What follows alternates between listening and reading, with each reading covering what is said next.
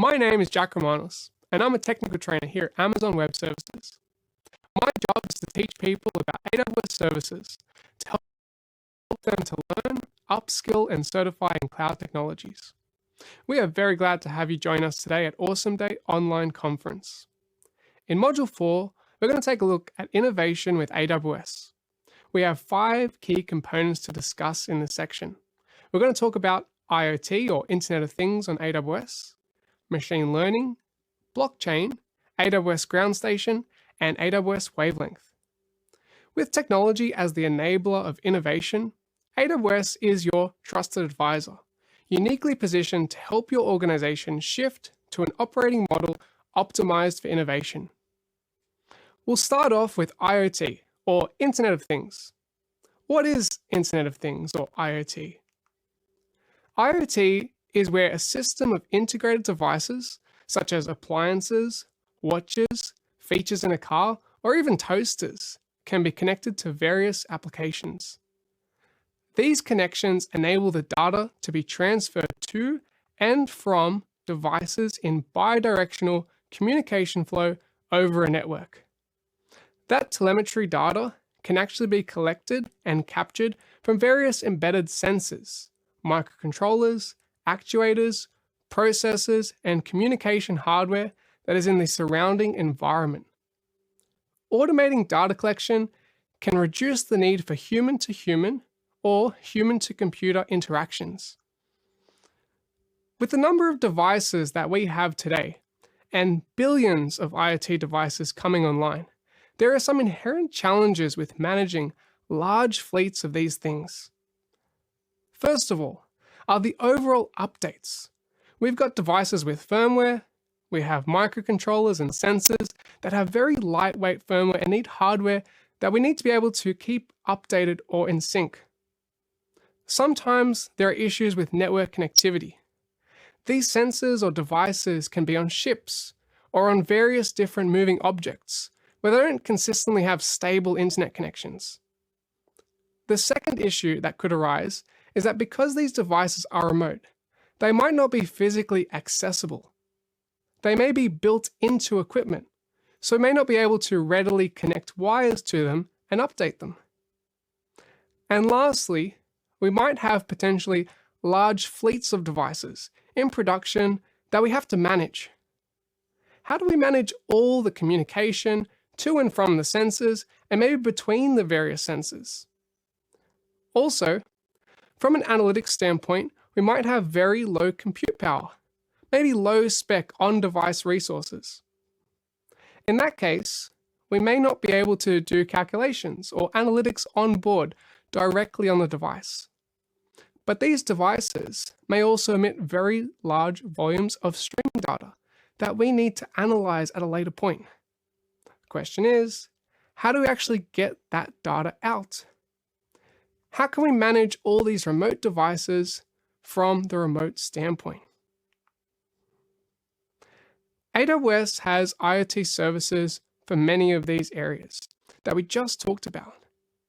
If you need to take data off those devices, stream them into a central location, and analyze them, we have solutions like AWS IoT Analytics, IoT Events, and IoT Things Graph. From the standpoint of managing device software, we have FreeRTOS, IoT Device SDK, IoT Greengrass, and IoT Device Tester. And then finally, to actually connect and control these various different devices and provide services that allow us to be able to manage the messaging and communication between these different devices, we have IoT Core, IoT Device Management, and IoT Device Defender. Customers in various industries are using AWS IoT applications for improving industrial processes. An example would be remote patient health monitoring solutions that enable healthcare providers to remotely monitor the status of a connected sensor. Measuring and collecting field, crop, and ambient data are key capabilities enabled by AWS IoT solutions. IoT is used for connected vehicle and autonomous driving capabilities too. AWS IoT makes it easy for you to build, scalable IoT applications that collect, process, analyze, and act on data generated by connected home devices without having to manage any infrastructure. AWS IoT Core can use AWS services as building blocks to set up a secure and powerful IoT deployment. With AWS IoT, you can build solutions that help you respond to events in near real time and reduce your concerns about scale, enabling you to focus more on your core business. As you can see here, AWS IoT is connected to multiple different AWS services, some of which we've talked about already today. AWS Lambda to run your business logic, DynamoDB for your database layer. You can build IoT applications that gather, process, analyze, and act on data generated by connected devices. AWS IoT Greengrass is an Internet of Things, or IoT, open source edge runtime and cloud service that helps you to build, deploy, and manage IoT applications on your devices. It enables your devices to act locally on the data that they generate, run predictions based on machine learning models, filter, and aggregate device data, thus saving you time, especially in cases where milliseconds matter. In farm fields across the globe, Bayer Crop Science is planting and harvesting seeds to help farmers improve global food systems. Bayer Crop Science uses AWS IoT for collection, processing, and analysis of seed growing data. This solution captures terabytes of data and enables analysts to pull up dashboards from the collection platform. Using AWS IoT, visibility into field conditions is more readily accessible and the data can be analyzed much quicker. Now, let's talk about machine learning on AWS. First of all, what is machine learning? Using technology to discover trends and patterns, compute mathematical predictive models based on factual past data, build learning models, and make predictions. Starting off with artificial intelligence. It includes really any technique that enables computers to be able to mimic human intelligence. This could be a simple OR logic, an if-then statement. It can be programmed by hand too, as it mimics human intelligence. A subset of that is machine learning, which utilizes machines and lots of data to search for patterns in that data and build logic and models automatically. Essentially, with machine learning, we have a machine that learns based on patterns in the data or come up with its own paradigms and discover its own patterns in that data. Another subset of machine learning is deep learning. This uses a multi-layered approach to perform tasks like speech and image recognition. That often requires lots and lots of data and many more features. Let's dive a bit more into machine learning. Amazon itself is an example of a company that went through a multi-year machine learning journey in order to be ML-driven, like the company you see today. Amazon had been applying ML in areas such as personalization and supply chain for more than 20 years. ML is an integral part of Amazon. We've improved that original personalization model significantly over time and moved it to other products such as Amazon Prime. We use ML throughout our fulfillment process, including the development of a forecast system that can predict the appropriate amount of demand for each product we sell worldwide. In order to deliver on our customer expectation on convenience, cost, and delivery speed, we've developed natural language processing technology to give consumers an entirely new way to interact with technology through Alexa. We've also developed groundbreaking technology with autonomous flight via Prime Air drones and using robotics in our fulfillment centers to get packages to consumers faster. This was a big cultural change for us, but it's something every organization can do. Within AWS, we see the machine learning and AI services, essentially the stack, as having 3 layers. The top layer that we see here, these AI services, they can be integrated and used pretty much immediately in applications where developers have little experience or time for developing models from scratch.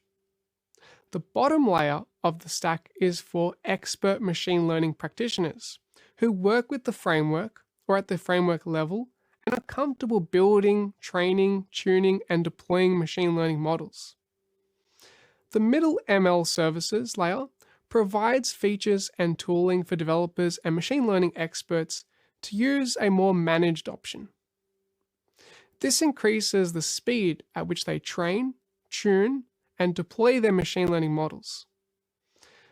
Let's go ahead and take a closer look at the middle layer of the ML services with Amazon SageMaker. Traditional machine learning development is complex, expensive, time-consuming, and error-prone. Amazon SageMaker removes the difficult work from the process and empowers you to build, train, and deploy ML models quickly. Before SageMaker, doing ML was just too hard for most customers. By making ML easier at low cost, customers can make better use of their data, which is both valuable and differentiating. Amazon SageMaker makes it easy to deploy your trained model in production with a single click, so that you can start generating predictions for real-time or batch data. Let's have a look at a use case here. The National Football League, or NFL, has 180 million fans worldwide. They have engaged with Amazon Machine Learning Solutions Lab. They had a problem where basically they were generating 3+ terabytes of data and had over 1,500+ hours of playtime per week. They were gathering lots and lots of data, but they needed a solution for real-time stats, for reporters and sports announcers to be able to generate those stats during the game, while it's being played. The solution they picked up was something called Next-Gen Stats. Live data was streamed to AWS from RFID tags on the players themselves and the ball that was being used in the game. Then those machine learning models were built within Amazon SageMaker, so the predictions could be made in real time. That's a really good real-life application for being able to generate that data and report on those metrics for all the fans, the newscasters and sports announcers to get that information as the game was being played in real time. In this demonstration, we're going to have a look at 2 machine learning services. The first is Amazon Transcribe, and then later is Amazon Comprehend. We're going to start by using a real-time transcription to transcribe what I say into text. Let's click Start Streaming and speak into my mic.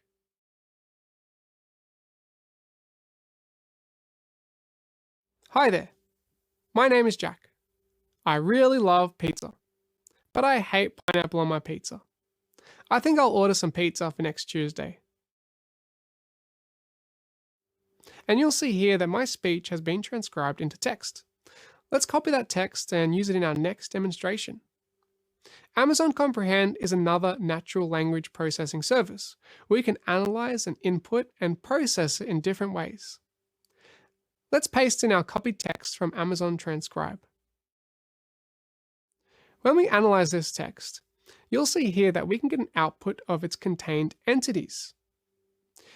You can see there's a detected person, Jack, and there's a detected date of next Tuesday. We can find some key phrases, determine the language or languages of the text, which is English.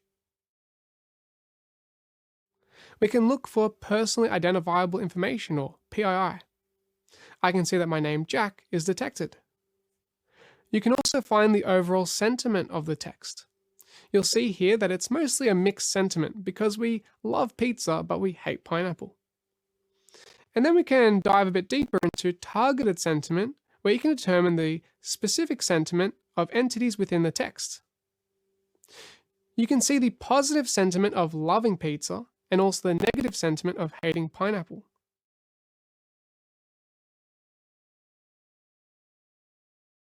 And then finally, there's also syntax. Now, as with all AWS services, we have an Internet Accessible API, which we can use to build our own custom applications powered by Transcribe and Comprehend. In this final part of the demonstration, we have a full application combining both services where I can input some recorded audio and then obtain the targeted sentiment analysis with my own custom interface. I'll start by uploading a recorded book review. Once uploaded, it will be sent to the Transcribe service, where you can see here the resulting transcription as text. Then this text gets sent to Amazon Comprehend to show the targeted sentiment analysis results, determining that I had a positive sentiment towards the book's storyline, but I had a negative sentiment towards its long length. And that concludes both our Amazon Transcribe and Amazon Comprehend demo. Next up, let's look at blockchain. Blockchain technology is well suited for complex workflows that span multiple organizations. Some of you might be familiar with different implementations of blockchain. Possibly one of the most significant or recent implementations of blockchain is Bitcoin or Ethereum. But blockchain can actually be used in a variety of other applications too. And if you're not familiar with blockchain as a concept, blockchain makes it possible to build applications where multiple parties may need to exchange transactions, and maybe there isn't a central authority in that situation. Here we're dealing with the notion of decentralized trust. But today, in order to use blockchain in a variety of different applications, it's actually pretty difficult to get started. Building a scalable blockchain network with existing technologies is complex and hard to manage. There are a couple of things that each of the network members in the blockchain or those who participate in the blockchain need to do. One is manually provisioning hardware. Another is installing the software, knowing what is the right version of the software that needs to be implemented and also keeping those things up to date. Creating and managing certificates for access, control to the blockchain, and then configuring network components. None of these things are insignificant. Especially for something as complex as a blockchain, it cannot be easily implemented. Let's take a further look at what is blockchain. A blockchain is a distributed ledger that is decentralized, distributed, and immutable, enabling automated process workflows. Let's look at an example that demonstrates how this technology works by visiting the voting process. Traditionally, people go to a trusted location to cast their vote. They mark their ballots, which are submitted through a centralized, trusted party.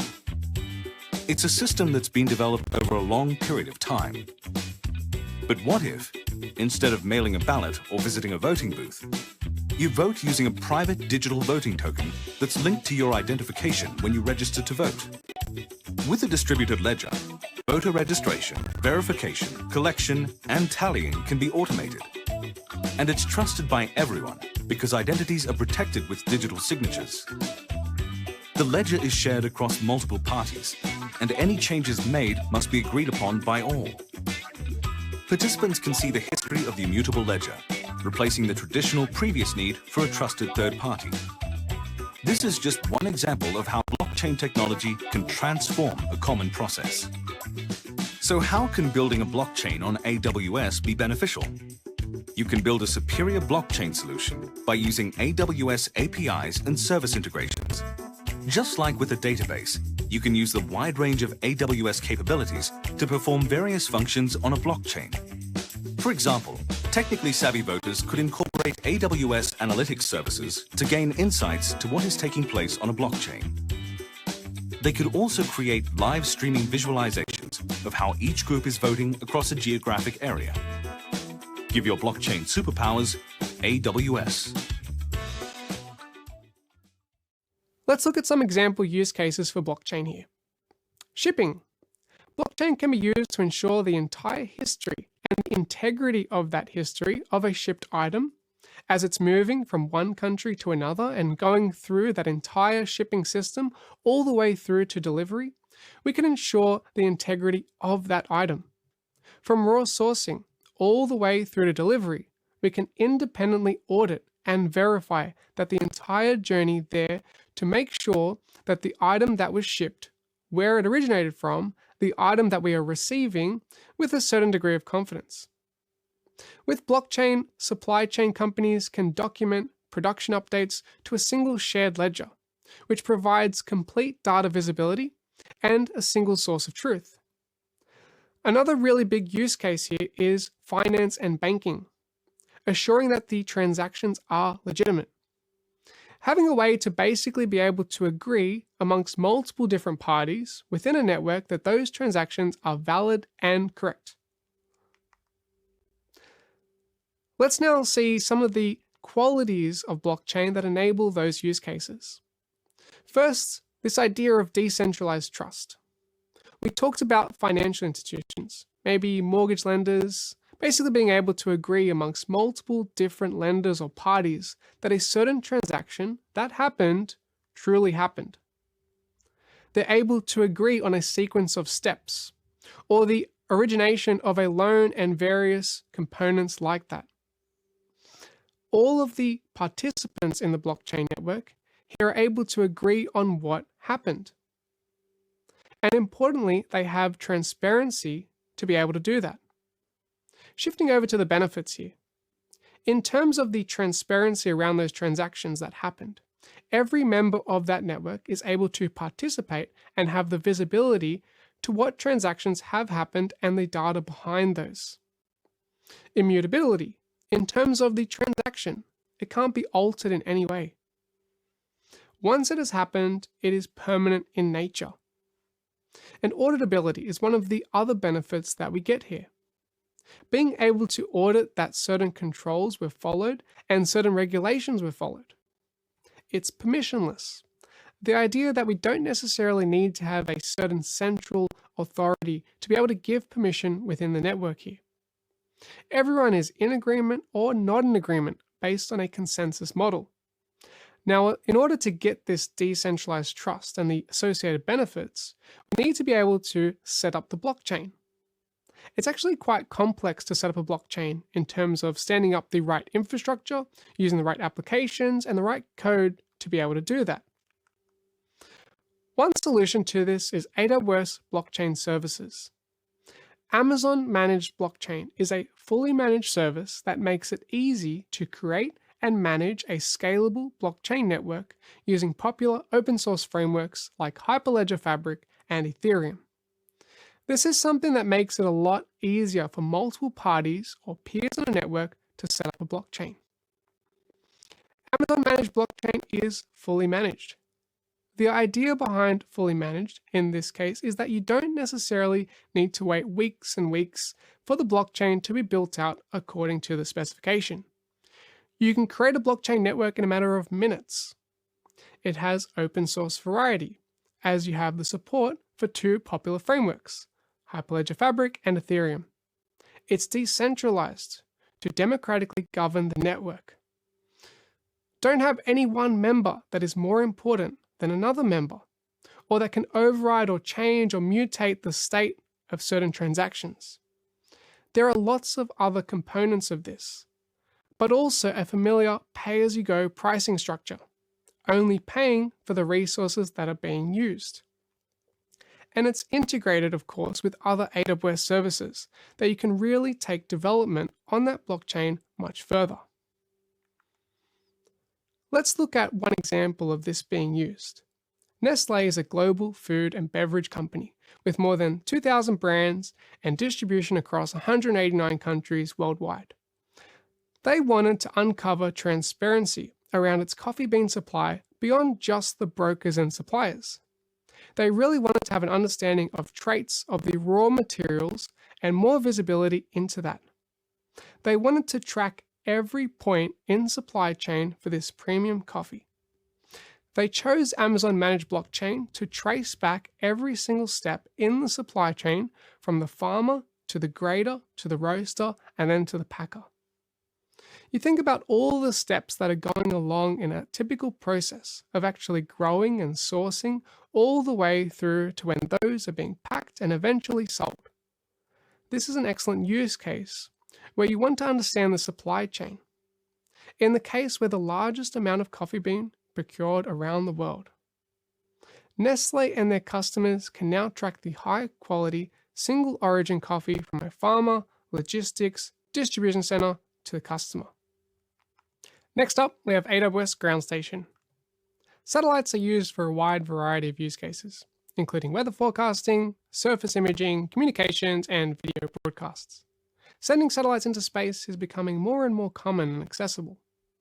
We're getting more data back from the satellites than ever before. Some real-world examples include weather forecasting and agriculture.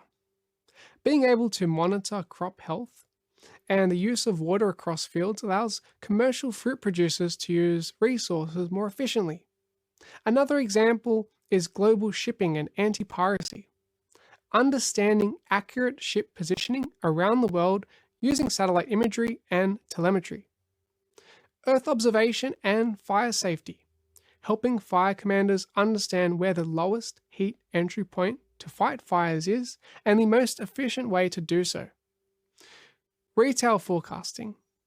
As simple as it may sound, understanding how many cars are parked in a small mall can help vendors understand how often people are going shopping and how much money they are spending within those retail stores. Getting this data back has become much more accessible, but there are still some challenges that remain. Even as it's becoming more common and more accessible to send satellites out to space, the infrastructure required to be able to bring data back is still challenging for governments, universities, and businesses. Today, you must either build your own ground stations and antennas, or obtain long-term leases with ground station providers, often in multiple countries, to provide enough opportunities to contact the satellites as they orbit the globe. The actual ground station antennas in this case are often difficult to maintain, and it requires a high capital expenditure to actually scale up and collect the data. Even if you can get more satellites out to space and retrieve more data, there are still these challenges in terms of the actual infrastructure. This is where AWS Ground Station comes in. AWS Ground Station eliminates these problems by delivering a ground station as a service. This enables you to easily control satellite communication. It is fully managed service that lets you control satellite communications, process that data that's coming in. Scaling your operations without having to worry about building or managing your ground station infrastructure. Those actual antennas that you need to lease or to buy to retrieve that data makes it a lot easier with the ground station service. It's a fully managed service, so you don't have to worry about the infrastructure and scaling components underneath that. It requires no maintenance, software updates, or application downtime. AWS does all the heavy lifting for smooth and secure operations.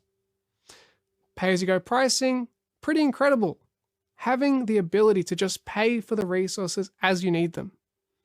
And if you no longer need them in the future, you can release them and you don't have to pay for them any longer. There's no licensing requirements here. You can scale your satellite communications as your business needs. As a further reading, there's a great public sector blog post available called Earth Observation Using AWS Ground Station, a how-to guide. I recommend checking this out if you're interested in finding out how to get started with Ground Station. Upon completion of the guide, you'll end up with a processed image of the Earth captured using AWS Ground Station. Here's an example taken of the United Arab Emirates and Oman. If you look really closely at the center left, you might see the Palm Jumeirah Island off the coast of Dubai. Now we'll talk about AWS Wavelength. Let's first discuss a couple of drivers for AWS Wavelength. With the advancement of onboard capabilities for many mobile devices, sensors like I mentioned before with IoT, video cameras, and many other devices that are generating large volumes of data. This data often needs processing very close to the point of data generation. There's a need to essentially have more infrastructure behind the scenes ready to be able to process that data locally and quickly. There's another driver here in terms of 5G and mobile edge computing. 5G proliferation for the next 4 years, it's projected that billions of mobile subscribers are going to be on 5G or 5G-ready equipment. We have new use cases like cloud gaming, video streaming, IoT, connected vehicles, and other applications. And then finally, mobile edge computing. Certain applications, like games demand, require low latency and local processing on those mobile edge computing devices. These drivers are some of the reasons for a need for a product like AWS Wavelength. AWS Wavelength combines the high bandwidth and ultra low latency of 5G networks with the AWS services that we talked about earlier to let developers innovate and build a new class of applications using those low latency and high bandwidth with 5G. Essentially, we have scalable capacity within the communication service providers, or CSP, with those data centers that are managed and supported by AWS. AWS compute and storage infrastructure is embedded inside the communication service provider mobile network. All the processing and storage can happen much closer to the end user, again taking advantage of that low latency for the specific applications. You then have access to services in AWS regions. You can develop applications and deploy them for use with 5G networks globally. A few example use cases for AWS Wavelength. Healthcare is one industry where Wavelength is really making an impact. AI or machine learning solutions for processing the images that are taken from multiple different types of equipment in hospitals for radiology and being able to do real-time diagnosis on a very large images or video that's taken from those machines. Connected vehicles, which we'll see an example of in a moment.